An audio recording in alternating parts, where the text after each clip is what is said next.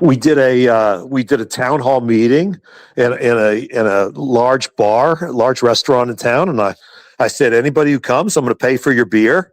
I want to hear what you got to say. And I bought a lot of beers that night, a few hundred, literally a few hundred beers. I've never done that before. Okay, let's go.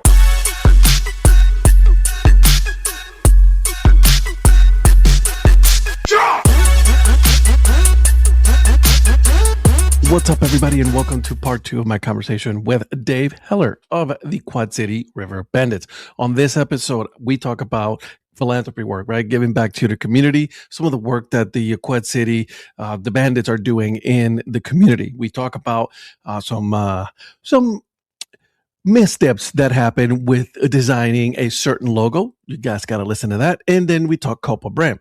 And then finally, my good friend Kelly Robinson, the minor league nerd, he brings us some history of the Quad Cities, baseball, and then possibly other sports. So you guys got to listen to it. So without further ado, I'll give you the episode.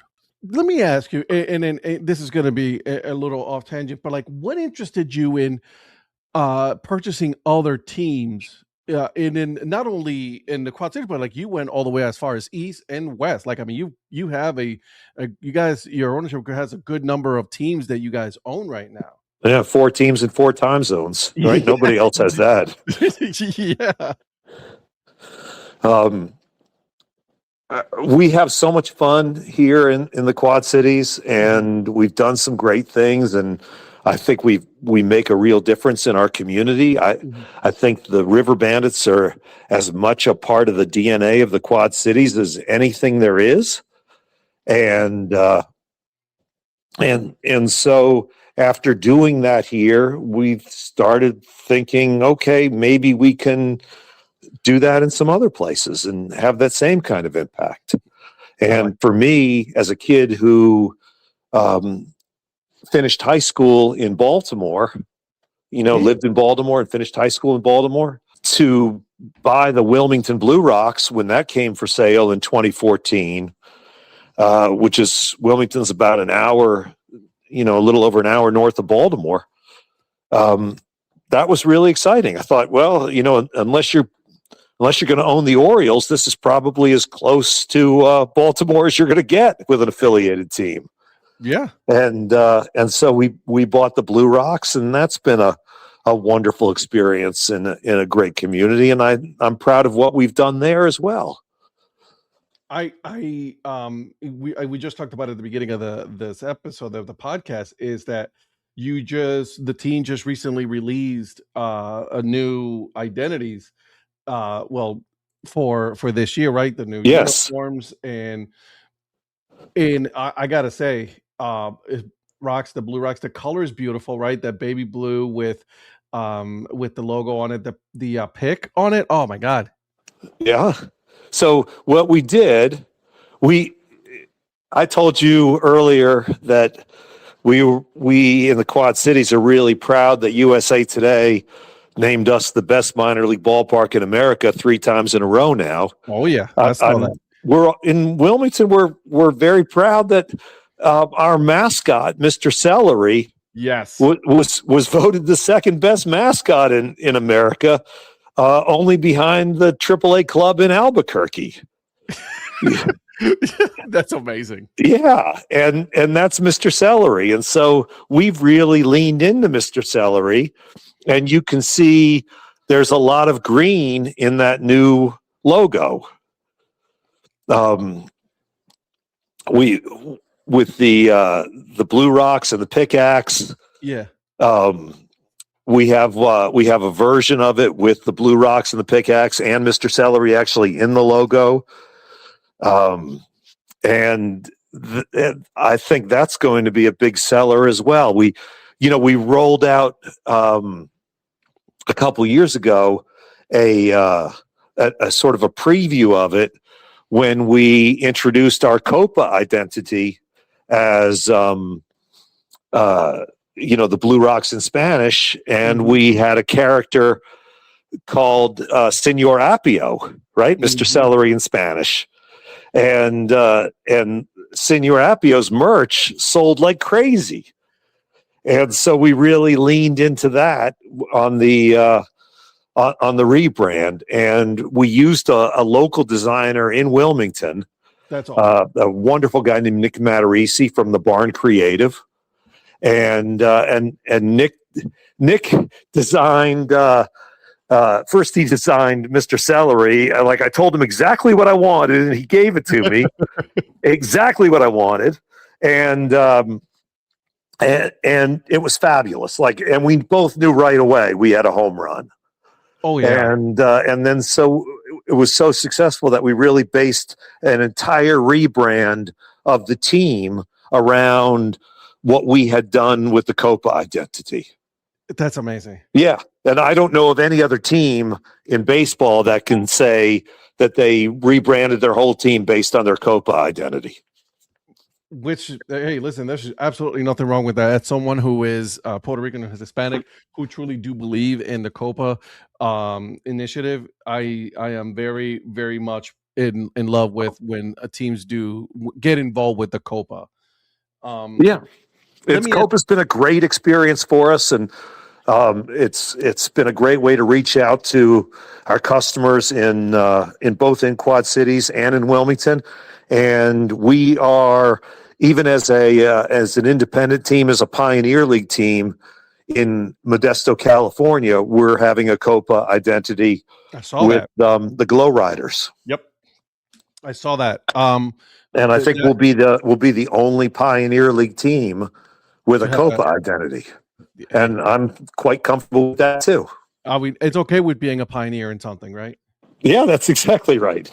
So I want to get your take on this, because obviously you are very purposeful about what you do when it comes to the teams, but specifically with the Quad City River Bandits, right? Who you really are ingrained in that community. What is community involvement why is it such a big part of your model, ownership model for owning the team? Oh, listen, I really strongly believe that the community does not have a responsibility to support the team. The team has a responsibility to support the community. We had a hockey team here in the Quad Cities, I guess a AAA hockey team, an AHL team that was an affiliate of the Calgary Club, and they were called the Calgary Flames, and they left after 1 year, and the team owner said he was moving the team out of the Quad Cities. He said because the community didn't support the team, like it was somehow the people's fault. And I thought that's so ridiculous and so insulting and so backwards. The people don't have any responsibility to support a team. It's the team's responsibility to support the community and to earn the business of the people. And so we are very purposeful about engaging in the community. It's a requirement to work with any of my clubs that you donate your time to the community. We'd love you to donate money as well to charities and foundations and good causes, but you have to donate your time.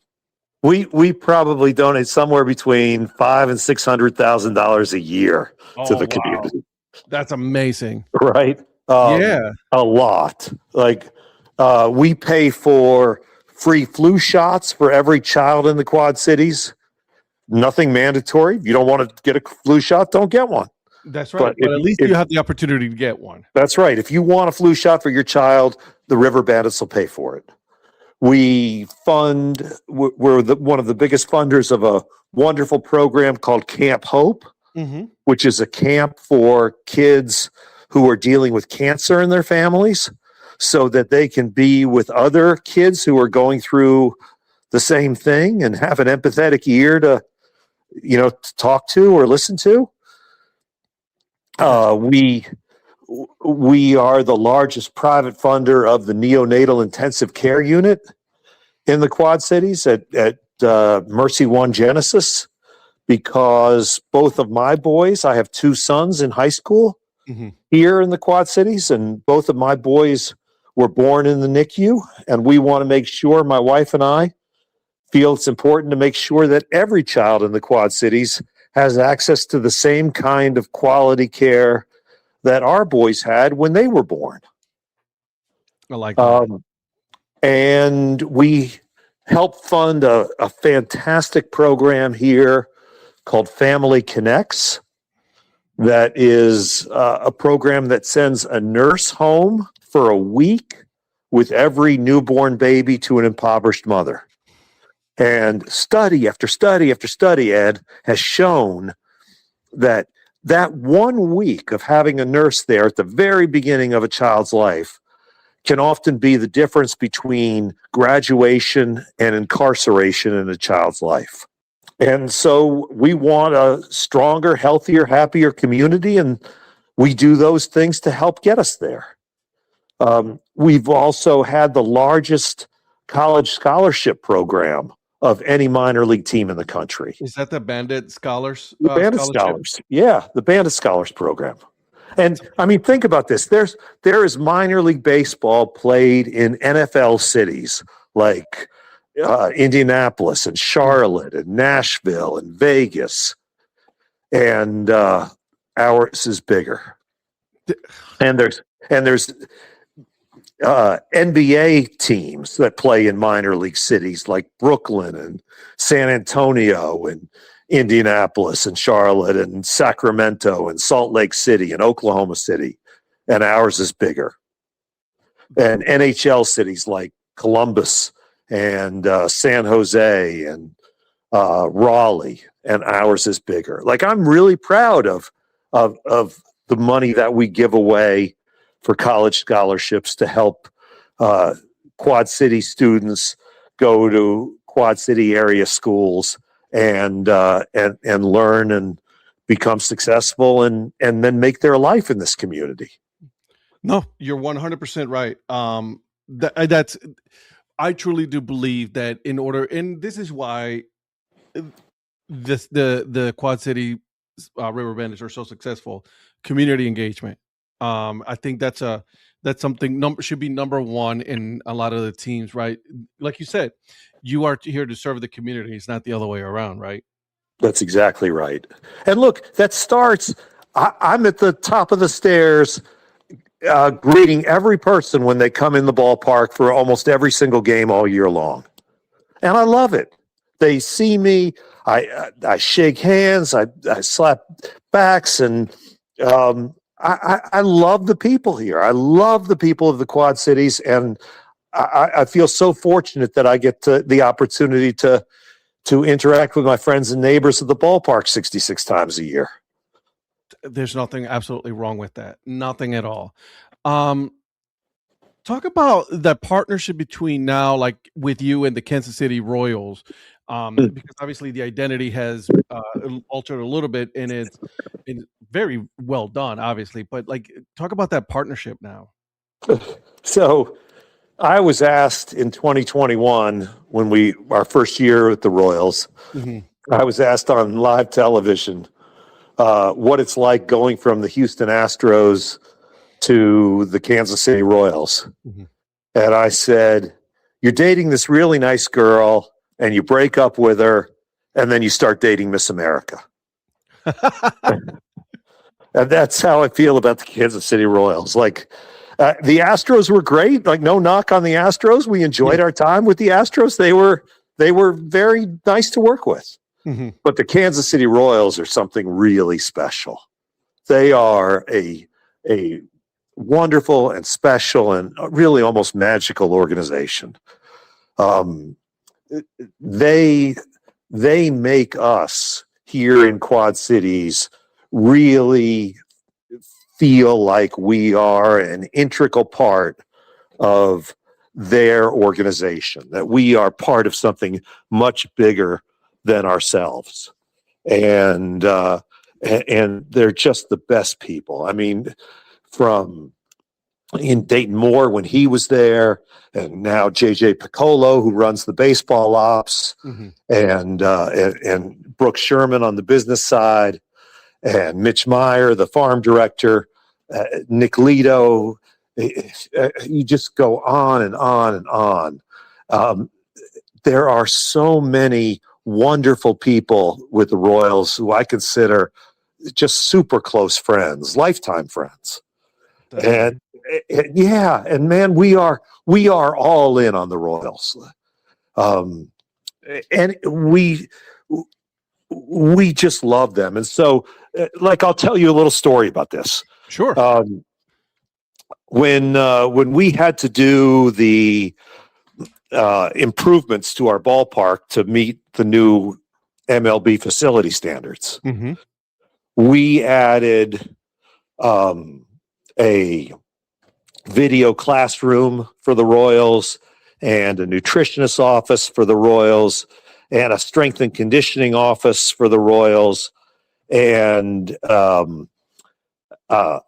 you're required to have like a 250 square foot storage area by the batting cage. We gave them a bigger one than that. And then we gave them a second storage area that was like, I don't know, it's like 800 square feet, something like that, 850. And Freddie Seymour, wonderful guy at MLB who oversees all of the facility standards and makes sure that you're in compliance. He sees all this on the drawings we submitted, and he calls me up and he says, Dave, video classroom, nutritionist office, strength and conditioning coach's office with a bathroom, this extra storage room, you don't have to do all these things. MLB doesn't require them. And I said, I understand, I'm aware, but I'm far more interested in what I can do to help the Royals than I am, just checking the box on your facility standards. And that's why we did those things, because they help the Royals develop players. And we want to be the best partners that we could possibly be to the best organization in baseball. That's amazing. I love the classroom environment, right? Obviously, because these are young kids that are coming in into your facility, right? They're young. They're so young that, these ball players, that they need an area for them to really embrace it and learn, right? I mean, they're learning. That's awesome. And we want to give them every environment where they can, every opportunity with the right environment for them to succeed and go on to bigger and better things. Like, look, I love the fact the Royals draft Jack Caglione out of Florida, and they start his career right here in Quad Cities, and he's here in September, and by June of the following year, he's hitting home runs in Kansas City. That's amazing. Right. Yeah. It's a great story. It is a great story. And Noah Cameron is pitching for us one year, and within a year or so, he's throwing shutout after shutout for the Kansas City Royals and pushing them toward the playoffs. And you look at Michael Garcia, who just signed a long-term deal with the Royals, their all-star third baseman. He played here for a year. And Vinny Pasquantino, Michael Garcia, Michael Massey, like that's 3/4 of their infield. And they all came through Quad Cities. And I love that. I'm so proud of what these young men have done here in Quad Cities and then gone on to Northwest Arkansas and Omaha and ultimately to Kansas City to succeed, to start, and to star for the Royals. I'm telling you, Ed, I can't say enough good things about the Kansas City Royals. They are just such a fabulous, fabulous organization to work with. And I have, over the course of my career, owned 6 different minor league teams, and we've had 10 different affiliates. So there's some real grounds for comparison, and the Royals are just special. They're just special.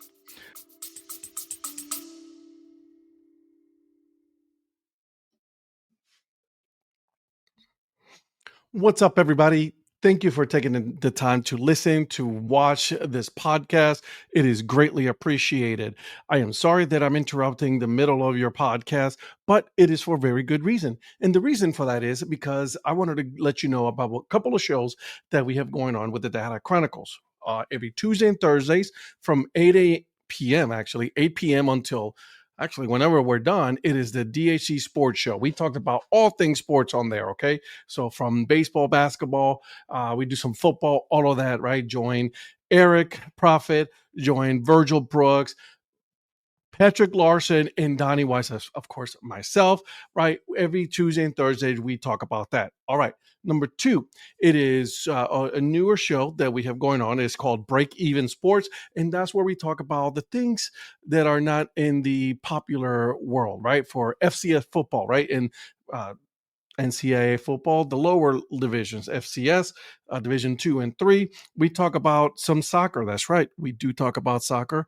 And then we also talk about Formula One. I love Formula One and Indy race. So there you go. We get that. And then a brand new show that I wanted to tell you. It is regarding Monday mornings. And this is a very specific, very niche show. Okay. It is, it's called Breakfast Takes, in which, myself and Donnie Weiss, we talk about all the sports going on in North and South Carolina and the Carolina. So it's called Breakfast Takes. Okay. So just wanted to let you know that there's these 3 shows. They're all live. You can also catch it on my YouTube channel, as well as Instagram and wherever you get your podcasts. So thank you for listening. And now back to the episode.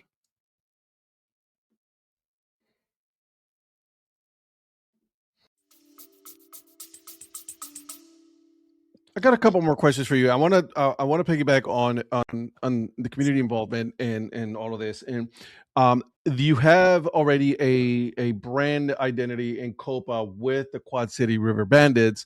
Are you looking to expand more on that into the coming years with the team? We have a wonderful brand identity with the River Bandits, the Banditos del Rio. Mm-hmm. And that's been a big seller for us. And I do expect that we're going to expand and do more of that sort of thing. That's amazing. Yeah. I like that. All right. So I got a question for you here. And these are pretty much, some of the lessons that you've learned along the way. But what lessons can other minor league teams learn from the River Bandits as far as like the rebrand? Like, I mean, there have to be some lessons learned here. The lesson I would tell people in terms of rebranding is more what I learned in Modesto than what I learned in Quad Cities. Quad Cities, we were really quite lucky, okay. Right? We had this great name, the River Bandits. The previous owner got away from it, right? He hired Brandios, and they said, let's go with Swing of the Quad Cities, and they went in that direction, and that was, I thought, pretty dopey. And so, we brought it back to River Bandits, and that was easy. And like I said, you had 82% vote in a 6-way race. Right. Putin doesn't get 82% of the vote in a 6-way race. Right. And he fixes the elections. Right. So that was really pretty easy. In Modesto, we had a similar thing. And, and we gave people a bunch of choices, and No Name got more than 23% of the vote. Mm-hmm. And so then it becomes really a challenge, because you don't want it to be like politics where you have this, 6-7-way primary and somebody wins with a 24% plurality, right? No, you're right. You're right. That's not what you're looking for in a rebrand.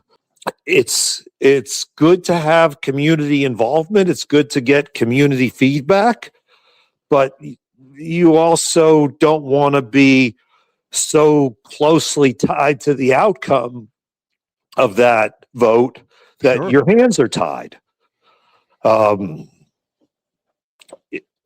And so in Modesto, we put these names out for a vote, and there was nothing that was really clearly decisive. In fact, the top 2 vote getters literally tied.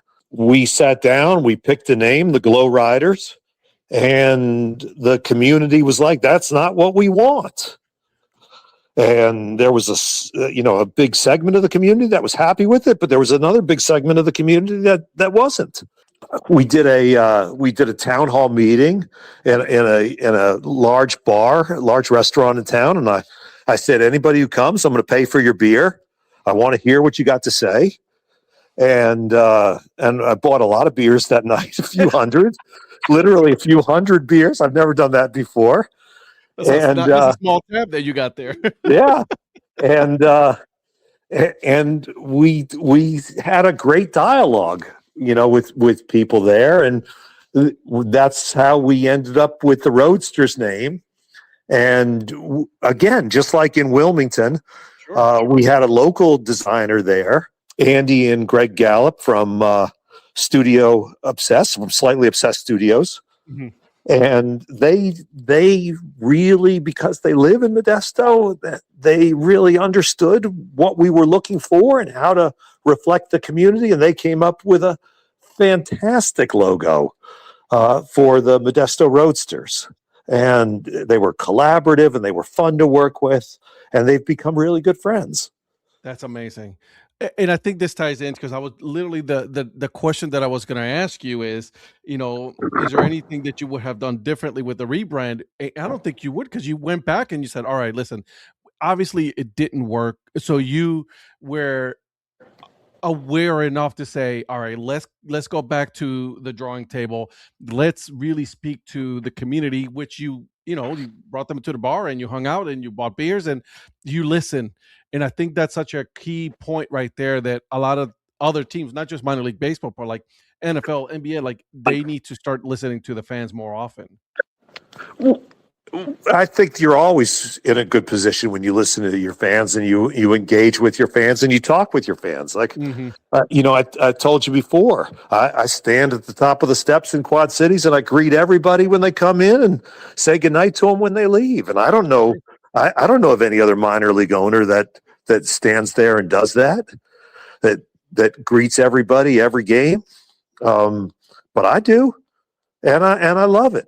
And I think to have that kind of direct fan engagement is important. It's invaluable. How do you see minor league branding and fan engagements evolving within the next 10 years? I'm giving you that crystal ball. In your opinion, how do you see that involvement, that engagement and the evolution of that? I said I think that the trend is going to expand where teams have multiple identities.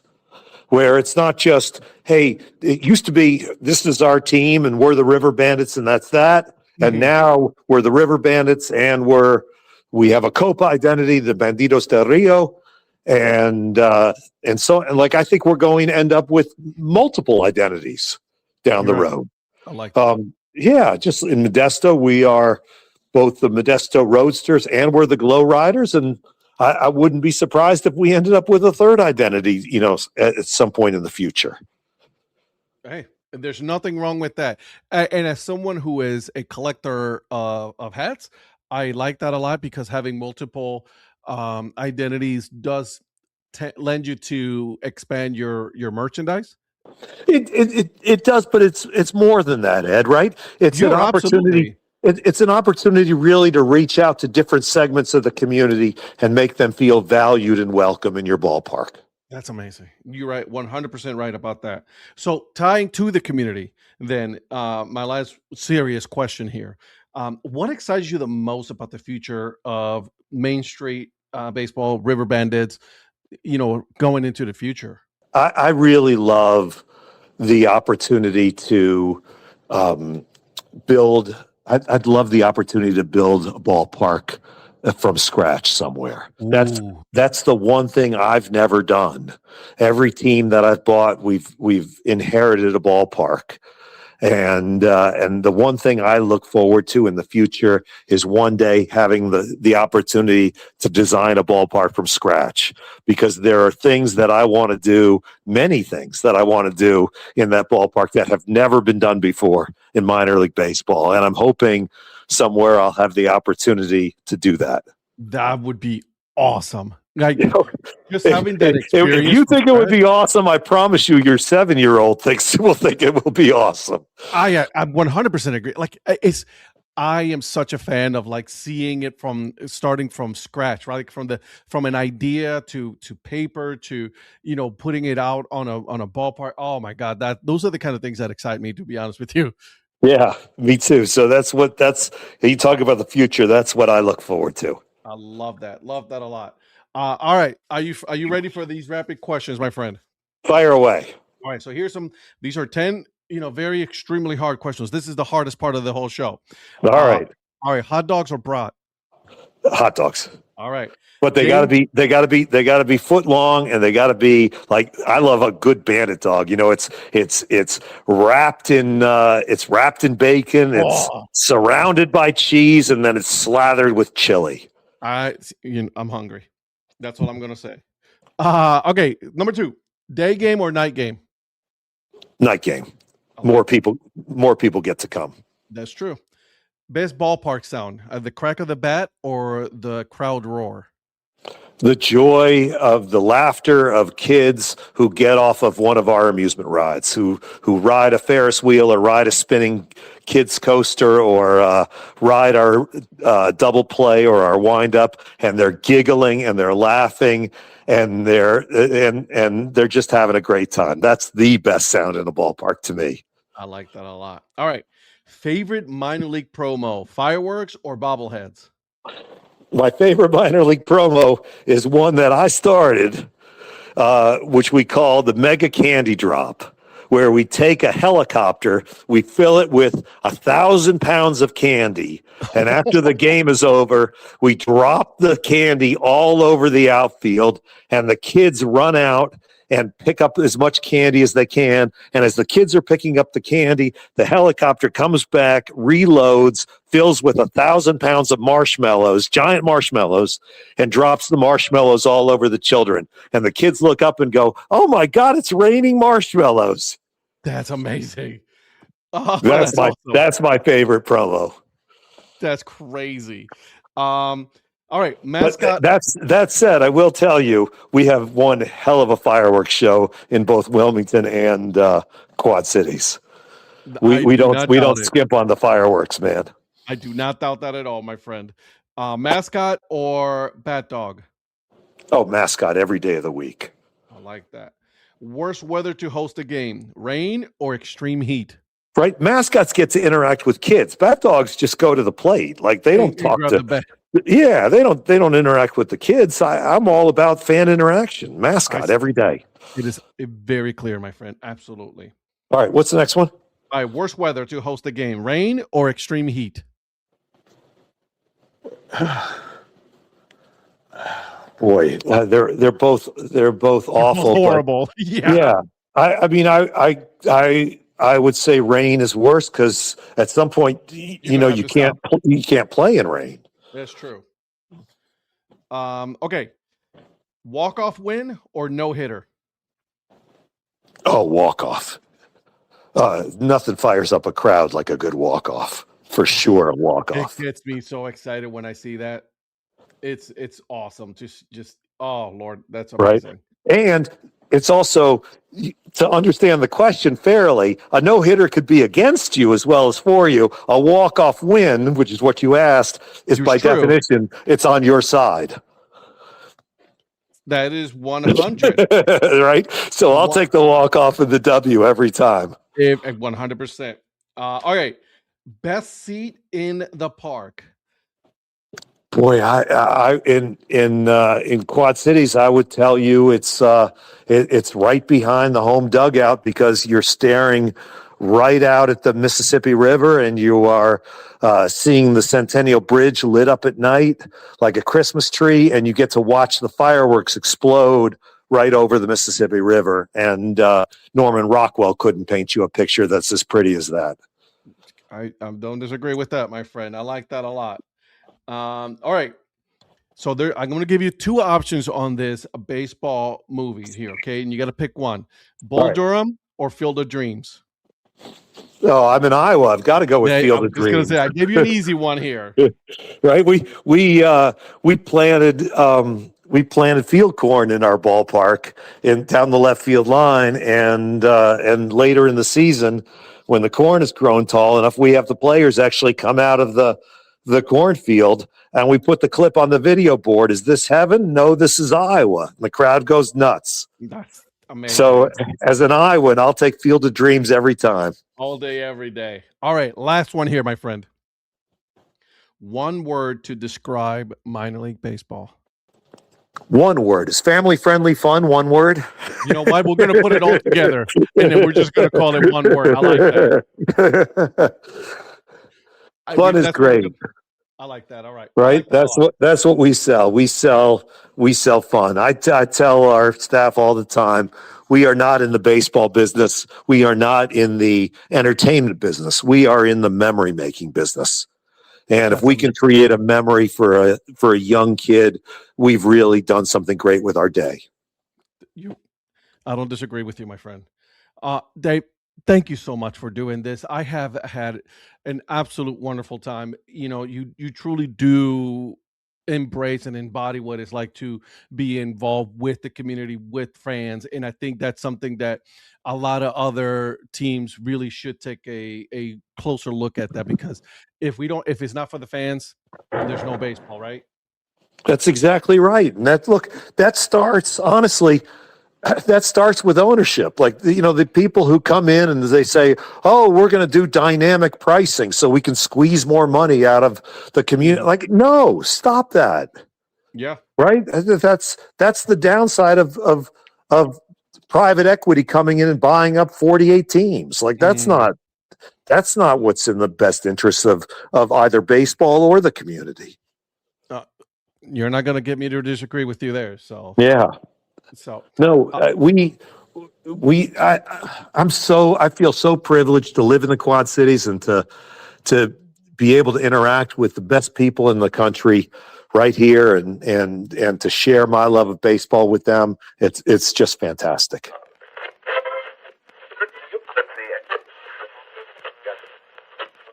All right. Well, welcome everybody to, again, history here with my good friend, Mr. Kelly Robinson of the Minor League Baseball Nerd. Make sure you guys are following him on all of the socials, and make sure you follow him and get his podcast because it's really good. And he's also on YouTube. Make sure you do that. Okay.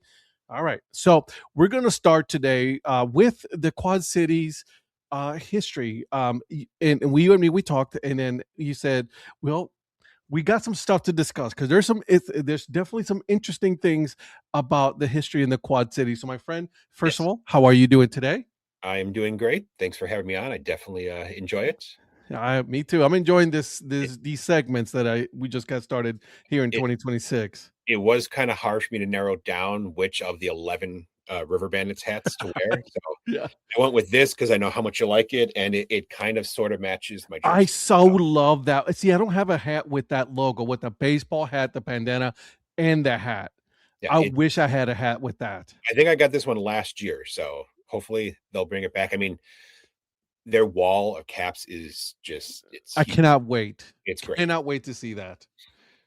And so I'm so excited to see that. I can't tell you how excited I am. So, but anyways, we digress here. Let's go ahead and get started, my friend. What is it about the Quad Cities that makes it such a unique place in the history of baseball and perhaps sports? Okay, well, I'm going to start with the current franchise. Let's do that. So the Quad Cities River Bandits, their history actually starts in 1960. Okay. So you can trace them all the way back to 1960s, beginning in the Midwest League. Interesting. They started in 1960 and then they started as the Quad City Braves. Okay. And then they became the Quad Cities Angels from 1962 to 1978. And then they were the Quad Cities Cubs from 79 to 84. And then the Angels name came back from 85 to 91. Paul will be so happy with this. Our friend Paul from Baseball by Design. Yeah, nothing but their major league affiliates from their major league name from the beginning to 1991. But 1992, they became the Quad City River Bandits. And this is a controversy. This is where controversy starts. Yes. Well, then with the current ownership, the controversy really comes in 2004 when the team became the Swing of the Quad Cities. This was the cap I got when we saw a game in 2007. Okay. And then this one, the copper one, the burnt orange one, Chris Storm actually picked up for me at the New Era store a couple of years ago. Shout out to Chris. Yes. So he was in Buffalo, and he's like, "Do you want anything?" I'm like, "Yes." As a matter of fact, I do. Yes. But then, as has already been discussed, when Dave Heller purchased the team, he hated the name. No. Yeah, I mean, I don't know if hate is a big enough word for him. No, it's not a big word. But I didn't mind it. I mean, River Bandits is a better name, but even the logo itself, it's a much better logo in my opinion. Again, right. Everybody likes it. Mike Sellers of his own podcast as well. He says that he prefers the swing of the Quad City. Yeah, he was really jealous because I had the baby blue cap because he didn't have one. Uh-huh. And then I showed him the ice cream helmet, and that set him off. Then he's now got both. He's got a helmet and a cap, so he's good. He's set. But the way that the colors were chosen is such a weird way. I did not know that until the first episode. I was just telling Christina about that, and we both thought the burnt orange was to look like a wind instrument, a saxophone, or some sort of instrument. Not that it was, it's University of Texas. Nope, it was University of Texas, which was like, okay, so University of Texas, University of North Carolina, and Michigan Wolverines. That was I could remember the dark blue. It's Michigan, the Michigan Wolverines of the Big Ten. So there's that. Really ridiculous, but get back onto it. So he held a team, or rename the team contest, and actually kept the swing on there. I gotta hand it to him. That was very ballsy of him to say, we're going to keep it. Yeah. If the fans want it, okay. And the fans clearly did not want it, because what he said was 84% said River Bandits. I think the only other name I can remember, I think one option was the Channel Cats, but I'm not entirely sure, because I remember when they held the name the team contest, and I at that time was like, no, you got to keep the swing, and I kept voting. I tried to get other people to vote to keep the swing name, and then the River Bandits came back, and I saw the logo and everything. I'm like, okay, yeah, it's good. See, that's it, and not to get off track here, but that's interesting, because when teams release the name, you're like, man, I hate that name. But then they release the logo, and you're like, on second thought, you're right. There have been so many names in the last 10 years that I'm like, that's terrible. Like El Paso Chihuahuas, I hated that name. Oh my God, it's one of my favorite logos of all time. Then the logos came out, and like, all right, you got me. Yeah, all right. Here's my credit card. Trash Pandas, same thing. Same thing. And then it came out, and I'm like, oh my God, this is fantastic. I agree, 100. Although the Huntsville Stars, great. Yeah, I've got a couple of those. So, but so you're asking about the name Quad Cities. So the Quad Cities, it's Davenport, Bettendorf in Iowa, and Rock Island and Moline in Illinois. They border each other. The Illinois and in Iowa are separated by the Mississippi River right there. Interesting. But the area first became known as the Tri-Cities around 1919. And then when Bettendorf started to grow in the late 50s into the 60s, okay, and they're like, we need to update the name. And one of the original names they were going to do was the Quint Cities. Quint Cities? Quint Cities. But Quad Cities is the one that ended up sticking. Okay. So then in the early 60s is when the area started being referred to as the Quad Cities. So one of the interesting things, and I don't know how many people know this, I'm not a big basketball guy, but I've actually known this forever. The area used to actually have an NBA team. Really? They were actually a founding member of the National Basketball Association when the front door. They played in the team started as the Buffalo Bisons because Buffalo, every team's got to be named the Bisons. Bisons. Yeah. So they started as the Buffalo Bisons in 1946. During the season, they weren't drawing, so they moved to Moline, Illinois, where they became the Tri-Cities Blackhawks. I do like the name. Yeah, the Blackhawks is because that's where Chief Blackhawk is from, that area. So that's where they Got took it it from. And actually, that's where the Chicago Blackhawks name is derived from Chief Blackhawk. But it was actually the founder of the Blackhawks. I'm forgetting his first name, McLaughlin. That was the name of his military unit in World War I. He was the Blackhawk. So that's really, so they both names derive from the same place. Okay. All right. I'm So following now. The Tri-Cities Blackhawks played in the National Basketball League. And in 1949, the National Basketball League and the Basketball Association of America merged to form the National Basketball Association. Oh. So they were a founding member of the National Basketball Association. But they didn't last long. They only stayed in the city for 2 years before moving to Milwaukee, where they became the Milwaukee Hawks. And I'm sure you can figure out where they are now. They're the Atlanta Hawks. Oh, the Atlanta Hawks. Yeah, I was just going to say the Hawks. Yeah, so that the Atlanta Hawks trace all the way back to 1946 and to a different league. Interesting. I never knew that. Yeah, I when I was younger, like in the early mid 80s, I was more into basketball, and I kind of, as I got older, I fell out of it. Sure. That was one thing I just always thought was kind of cool. But I mean, that was back in the start. That's when NBA teams were all in small cities. I mean, correct. Hey, Cleveland. Yeah, at that point was a small city. Yeah, Detroit. Detroit Pistons. before the Pistons were there, they played in Fort Wayne. There was a team in Sheboygan, Wisconsin. Sheboygan, like, small little Midwestern cities, but they loved basketball. Yeah, I mean, there's nothing to do during the winter. If you didn't have football, you have what? Basketball. Yeah, exactly. Interesting. Okay. All right. See, I'm learning something here.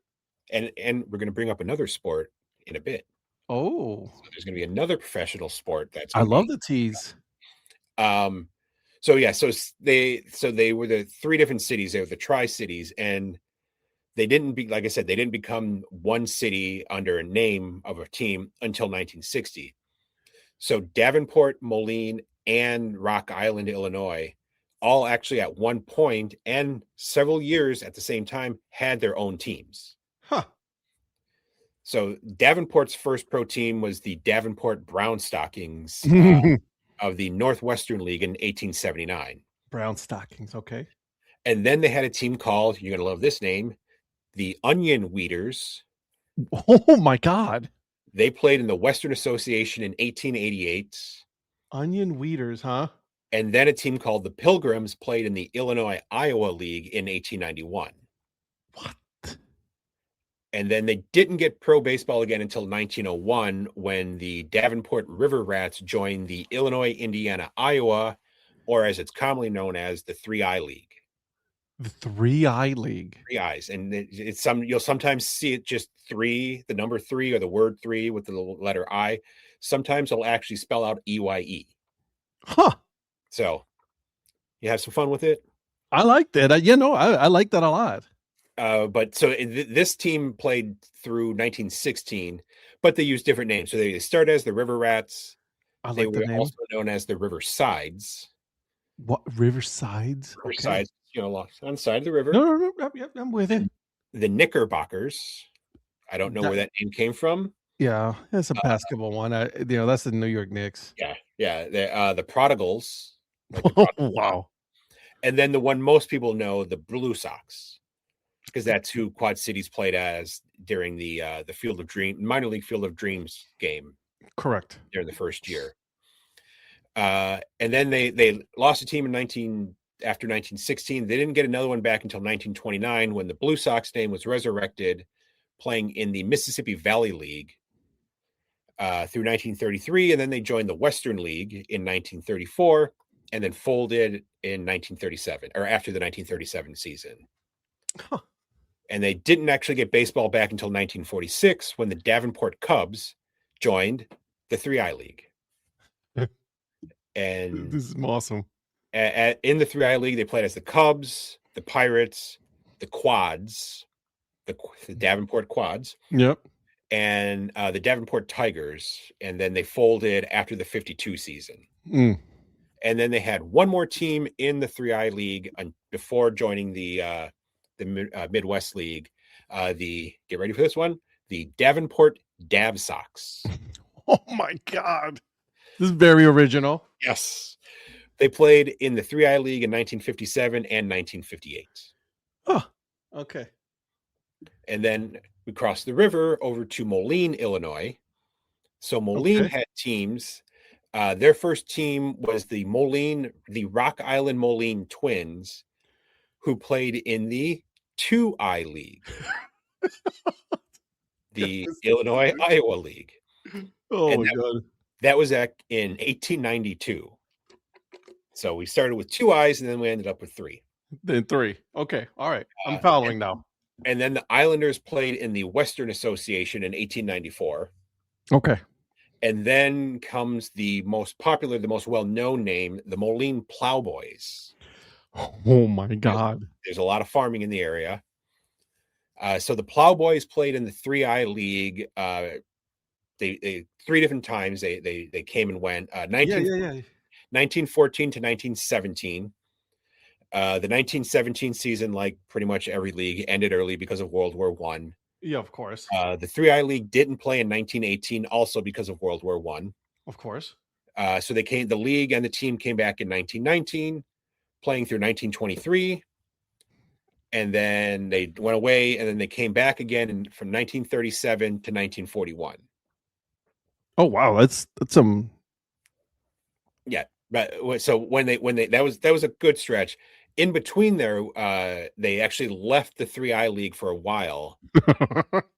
They played through the 3I League through 1923. In 1924, they joined the Mississippi Valley League, which Davenport also had a team in for a while. They played there from 24 to 32. Nice long stretch. That's pretty good. And then after the Plowboys left after the 41 season, then there was the Moline A's. They were affiliated. I wonder who they were affiliated with. They played in the Central Association just for 2 years, 1947 and 1948. Crazy to think. So up to this point, right? How many leagues popped up during this time? Oh yeah, right. It's insane. I mean, at one point, I think the biggest year was 1949. When I forget the exact number, but it was like 50 to 60 some odd leagues. Everybody thought they could do it better. All part of the National Association, which is minor league baseball. Yeah. So it was, so many leagues, so many names, and so many, like most of these leagues were either Class B or lower. Sure. Yeah. So basically the equivalent of like single A down to short season. But then we move on to Rock Island, Illinois, where their first team was the Wapellos in 1866. Come again? The what? The Wapellos? Wapellos. All right. Or if it's Spanish, the Wapellos. The Wapellos. Okay. I don't think it was the Wapellos. Something tells me 1866, there wasn't a lot of Spanish spoken in the Rock Island area. No. I tried looking. I don't know exactly where the name derived from. Perhaps someone who's from the area might know. I couldn't really find anything. Yeah. I didn't dig too deep though. No. I get that. Yeah, absolutely. You're right. I got you. But then the Rock Island Tri-Cities played in the Eastern Iowa League in 1895. Okay. And then came about the name that Rock Island is most known for when it comes to baseball, the Rock Island Islanders. Okay, I can dig that. Yeah, there's an island in the Mississippi River. That's where the name comes from. There used to be an arsenal on there, so it was the Rock Island Arsenal. It's not there anymore. You can go. We've actually gone onto the island. You can like walk about and How is it? Is the island big enough that eventually you can one day put a baseball team? I don't know if they ever. I don't think so. I mean, it would be a small field. Yeah, my small, like, single A team or something like that. Yeah, there wouldn't be much in the way of amenities. It wouldn't be that big of a ballpark. So like you could probably put stands up, but but they never actually played on the island. Okay, but they were known as the Islanders. They were known as the Islanders. And Okay, okay. as the Islanders, they played in the Western Association in 1899. And then, like the other teams in the area, they played in the 3I League three different times, 1901 to 1911, 1916 to 1917, and then 1920 to 1921. And then they moved over to the Mississippi Valley League, where they had a really good long stretch, 1922 to 1933. Okay, so about 11 years. Yeah.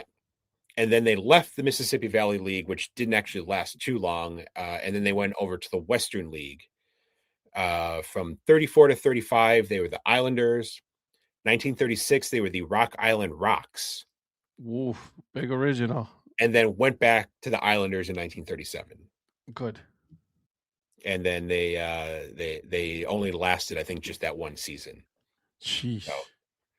So yeah, so there was actually, for a good stretch of time, 3 teams in the Tri-Cities. That's the thing though, for an area that I wouldn't say that big, but like small enough that like to support 3 different teams, that's a little tough. Yeah, and it's amazing that it lasted as long. I mean, they probably didn't draw much. I mean, they probably only averaged a couple hundred a game. Yeah, I mean, But obviously, still, 3 teams.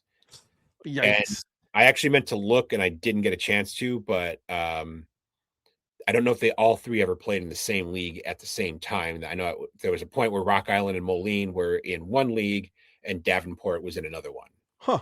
Okay.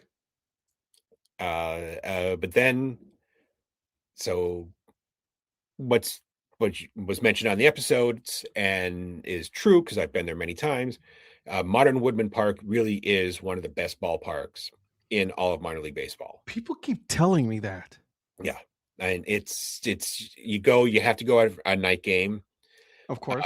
because it doesn't always happen, but when the sky is like lit perfectly around the Sure. sun going down, it's an incredible view. You've got the Centennial Bridge going right over from Iowa to Illinois, which, if you're along third base line, when it lights up, is beautiful. Huh. And then if you're on first base side, Who would have thunk it? you've got the wheel, in which People, yeah, the wheel is something that a lot of people like. They really tell me that it's like super popular in that area. which I should have had ready to go, but But look at that. You do have it actually is a working, it actually bobblehead wheel. Yeah, the bobble wheel. Interesting. Look at that. This is the great wheel. The we tend to go to Davenport 1 to 2 times a season. We usually try to go when there's a giveaway, when there's a bobblehead giveaway, because they do. Of course. I mean, I'm not going to show you them all, but they do a lot of great bobbleheads. I like that. Have you been on the wheel? Yes. Yeah, we've been on the wheel both before, after, and during a game. Okay. So they're like, sometimes later in the season, they'll, like, usually the last weekend, which we've done the last few years, it's open. It's free. You can ride it for free. Interesting. But yeah, like they had, so there's, everyone knows the wheel, but then next to the wheel, there's like a little roller coaster. I mean, it's a really small roller coaster. There's a merry-go-round and a few other things as well. He So really it's did make it look like like a full entertainment for the kids. Yeah, no, it's definitely very kid friendly. I like that. Okay, all right. But yeah, so Modern Woodmen Park opened in 1931. Mm-hmm. So it's been home of any team that played in Davenport since then. It was originally named Municipal Stadium. Sure. But it was renamed to John O'Donnell Stadium. Come again? John O'Donnell. Gotcha. Okay. He was the longtime sports editor of the Davenport Times Democrat newspaper. That's a name. When he passed away in 1971, they renamed the stadium to honor him. But then the corporate sponsor name came in 2008. So, but in the ballpark, the press box is still known as the John O'Donnell press box. So at least they kept that. Yeah. So on the front of the stadium it says Modern Woodmen Park, but you go inside underneath the press box, it says John O'Donnell press box. Okay, I like that. Okay. So I figure I'll mention the other ballpark. So Rock Island played at what was known as the 12th Street Grounds. 12th Street Ground. Why? Just Just because. because it was on 12th Street. So, original names. Very, very original. They played there through 1904. It's actually seems like they kind of flip back and forth between 12th Street grounds and a place called Douglas Park. Okay. So Douglas Park actually still exists. So bringing up the other sport, Douglas Park was home of the Rock Island Independents, which was a football team that played from 1905 to 1926. They played at Douglas Park through 1925 season. So the National Football League, under the current name, was formed on September 17th, 1920. 9 days later, the Rock Island Independents played the first game by an NFL team against a non-NFL team. They played against a team called the St. Paul Ideals. Oh, look at that. That's what I'm looking at it right now. Some of those images. Holy moly. Yeah. Do you see the field house with the mural on it? I'm trying to look for it here. Yeah, right behind home plate. It's the press box, the concession stand, and the bathroom on one side. There's a mural covering the history of, because it's all of Rock Island's teams played there. The Bears played there. So it's green. It's a green shirt with green and white stripes on the sleeves. Yeah. Interesting. Look at that. Yeah, so it kind of lays claim to being the home of the first NFL game, but it wasn't an NFL team against an NFL team. So you can't really say it was a first NFL game because it's on the mural, but there's no plaque or anything. Gotcha. But Rock Island won the game 48-0. So that also tells you what kind of team the Ideals were. Yeah. But yeah, so that's where basically pretty much most of their teams play. The Independents, when they left the NFL, sure, and went to another league, and then they end up actually moving to the stadium in Moline in 1926, where they played their last season. Look at that. And then in Moline, originally the park was called Athletic Field or 3i Park. We go with the 3i again. Yeah. I mean, it's funny. There were lots of old ballparks that were named after the league, or some just called League Park, especially in the lower leagues. Yeah. But that's where Moline's teams played. That I don't think exists anymore. But then they, starting in 1920, they moved to Browning Field, which still exists, though it's used by Moline High School and has been since it opened. But it's just a football field and a track field. We were there last year. Yeah. So when we went to River Bandits game last year, we went to both Douglas Park and Browning Field, and they're like 15 minutes away from each other. Huh. Douglas Park, like I said, has a nice mural on the side of the field house. Browning Field doesn't have any mention of anything about history that happened there. Maybe they do have a big gymnasium. Maybe there's stuff in there. I don't know. We didn't get to go into there. But another big thing happened there at Browning Field on June 26, 1940. Babe Ruth appeared there. What? He played in an exhibition game with the Moline Plowboys, and before the game put on a batting practice exhibition. Of course, he's just hitting dingers all over the place. Yeah. But yeah, there's nothing from the original structure left. It's all new, but it's the field where all of this took place. Huh. Okay. So that's pretty much the history of a very rough, shortened version of history of baseball and other sports in the Quad Cities area. It's interesting just because I'm always fascinated. This is obviously how we got to know each other, through the history of sports and everything. But that there's so much history that not a lot of people know, right? Yeah. Hell, I didn't know, the independence, right? And that's something that's super cool to know that, they had a professional NBA team, a professional NFL team, yeah, in the Quad Cities. Yeah. I mean, yeah. And I mean, Red Grange, Hall of Famer Red Grange actually played in the Quad Cities during a game against, I think he was on the New York Yankees football team, playing against Rock Island. Golly, look at that. So it is kind of, I mean, it's cool. Douglas Park has a mural up covering the history. Cause like I said, the Bears played there against Rock Island. Sure. But it was kind of upsetting or disappointing that there's nothing at Browning Field mentioning. Like I said, it could have been inside the gymnasium, which was a huge building, but we weren't able to get access to that. Mhm. So I'm hoping there's something in there, but there's Something no in there. Just say that. Yeah. plaques, nothing Yeah. around the field. I mean, you figure, so many places want to mention that Babe Ruth played here. You think they would want to do that, but That's something that I would like to know. Yeah. Hey, by the way, this guy played here. Yep. So we'll have an episode in our next season talking about a team in a ballpark where Babe Ruth hit his first home run during the regular season. His first home run, regular season home run. Yes. Yeah. Because he hit a home run earlier, but it was an exhibition game played somewhere else. Sure. So, but it's like, you got two different places claiming here, first home run here. And it's like, you'd think batting practice, you think you'd want to play that up, but You would think so. But, again, listen, back then it was totally different than it is now, right? exactly. So I'm not too surprised, to be honest with you. And so I like that. I appreciate you giving us a little history lesson here on the Quad Cities, history of sports on this time around. There was one. I want to make sure that you guys go ahead and like I said, hit the follow for Kelly and the Minor League Baseball Nerd.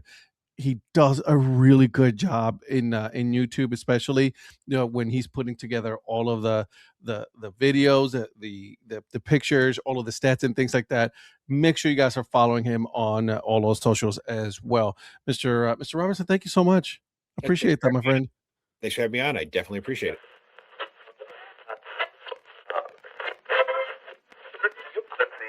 And that wraps up today's episode of Data Chronicles, guys.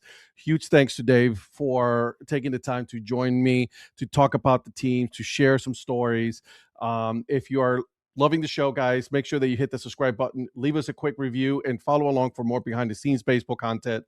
And then for the Data Chronicles, I'm Ed, and we'll see you guys in the next one. Y ya no hay más que hablar. Lo que fue bonito, pero lo que duele más es lo que no se ha escrito. This podcast is part of the Curved Brim Media Network. Here are some of the other members of Curved Brim Media. Hi, this is Kelly Robinson, the Minor League Nerd. My YouTube channel explores the history of minor league baseball teams. More than just stats, we delve into team lineage, sharing stories from current franchises to obscure one-year wonders. I'm Paul Caputo, and on the Baseball by Design podcast, I talk to minor league baseball teams, designers, and other super interesting people about what these minor league baseball logos mean, and I talk a little bit about ice cream helmets. What's up, Bucketheads? I'm Anna DiTomaso, and each week on the Baseball Bucket List podcast, I speak with a different fan about their favorite baseball memories, what the game means to them, and what's left to check off on their baseball bucket list. Hey everyone, it's Eric from the great state of Kansas. This is Johnny from the New Orleans Baby Cakes Memorial Museum, And we are the Earn Fun Average podcast. where we talk to a variety of guests about their love of baseball and have fun doing it. America, lower your standards. Average is what we do best. This is Patrick and Corey of BaseballMapper.com, and we have made an interactive map to help highlight all baseball teams from the majors down to collegiate summer leagues.